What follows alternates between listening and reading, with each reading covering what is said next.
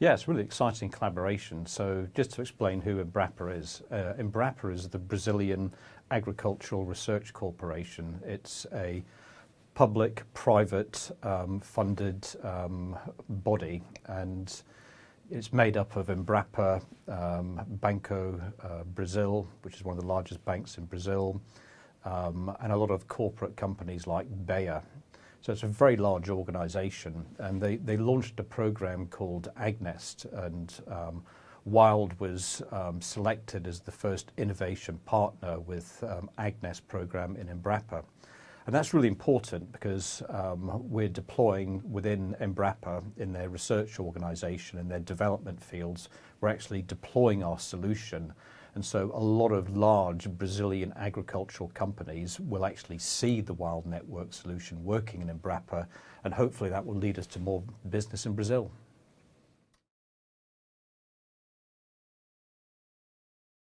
Yeah, Elio is a really interesting company. So what Elio does, there's a Brazilian company, and what they do is they take satellite imagery of fields, and they also combine that with getting data from the ground, soil moisture data.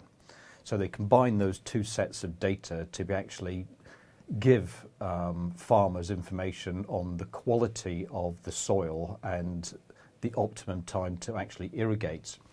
So Elio have basically decided to go with Wyld Networks for the part of collecting the information from the ground using our satellite IoT solution.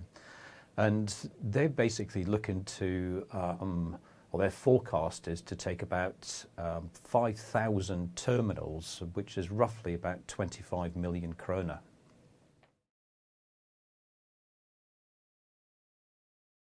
Yeah, PEX Smart's also a Brazilian company. We're doing a lot of business in Brazil, as you know. So PEX Smart look at monitoring grain silos. And so what they need is the Wyld Network solution to collect data on the level of grain within silos.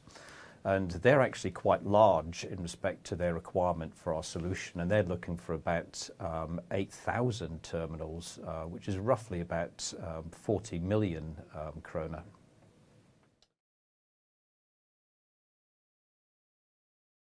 Yeah, absolutely. So Agroforestry Carbon is a company that looks at monitoring carbon, so carbon sequestration.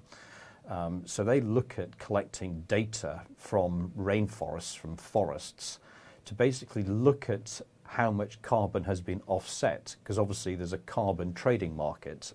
And what companies want to know is when they offset their carbon, and provide carbon credits, is that carbon actually being offset? And so what Agroforestry Carbon do is they deploy carbon sequestration sensors in forests and in the Amazonian to actually measure how much carbon has actually been captured, so they can quantify that against the carbon offsets that are being sold around the world.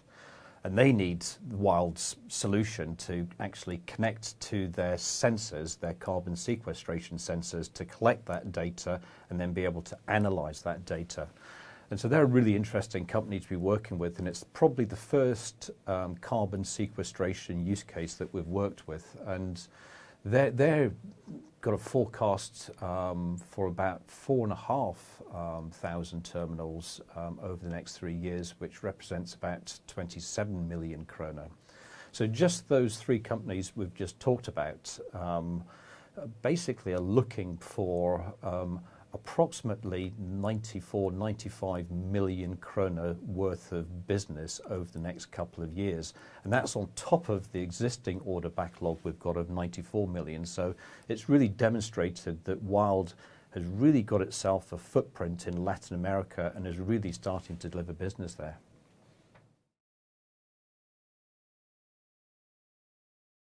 So SpaceViz is a company that is looking to deploy cattle tracking devices. Now, once again, this is in Brazil. There's a recent law come into Brazil where all cattle have to be tracked. And the reason that they have to be tracked is that, 25% of the demolition of the Amazonian rainforest comes from cattle, basically trashing the Amazonian rainforest. That's a huge percentage of damage being created by cattle. So the Brazilian government have basically put a law in place that says all cattle have to be tracked. So SpaceViz are developing a tracking device to fit round either a collar on a cow or pierce through its ear to actually track that individual animal. But obviously, the majority of these cattle are in areas where there's no connectivity, no terrestrial connectivity. So they're looking to implement the Wyld module into their tracking device so that they can actually track those animals anywhere in Brazil. And to give you an idea of the size of what they're looking at the moment, their initial plans are basically to deploy about 500,000, that's 500,000 tracking devices over the next couple of years in Brazil. And it's a really interesting use case, and I really do believe we'll start to see more business coming through livestock tracking.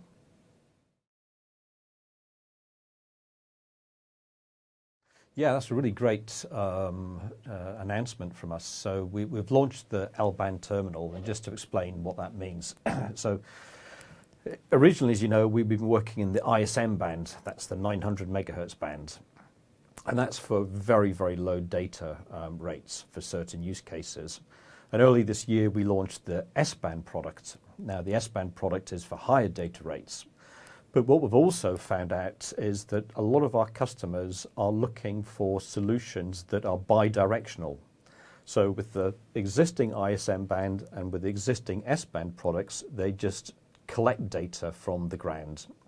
But with the L-band product, it massively increases our use cases because it provides two-way communications. So yes, we can send data from sensors on the ground to the satellites and then to Wyld Fusion and then give that data to our customers. But with the L-band, it adds in this significantly important aspect for certain use cases where the customer can then send information or data to the sensors.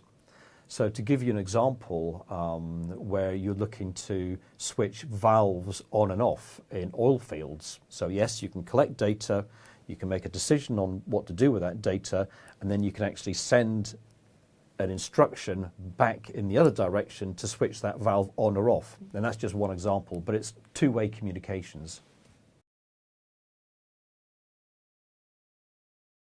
So we've started to ship product, and the volume of that product is going to grow incrementally through this year. So we'll start to see the incremental revenues being generated through this year. Obviously, what's going to happen is those revenues will start to get larger and larger.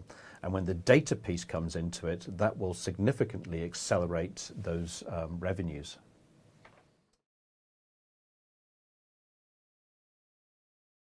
Yeah, absolutely. And I think that refers back to the use case with livestock tracking, the deal we've got together with SpaceViz. So we're starting to see livestock tracking becoming very, very important. And it's not just livestock tracking, it's livestock health monitoring.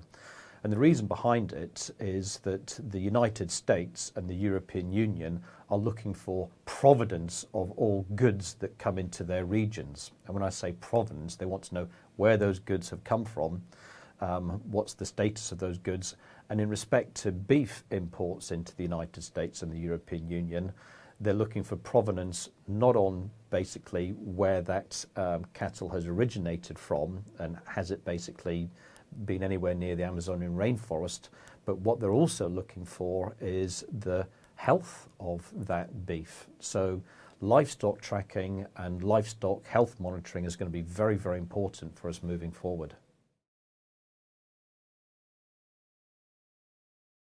I think we've got three goals for 2024. The first is continue shipping product and start to ramp that product up and start to get the data revenues coming in from that product once it's deployed in the field.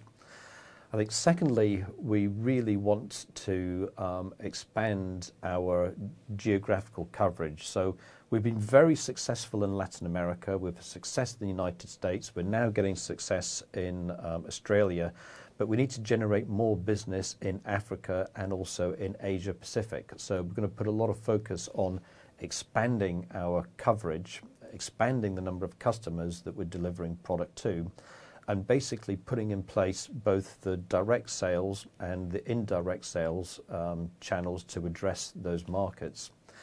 And the third piece is really important for us. We need to continue to look at keeping ahead of the competition. So we, as you know, we've launched 2 new products this year, the S-Band and now the L-Band a few days ago.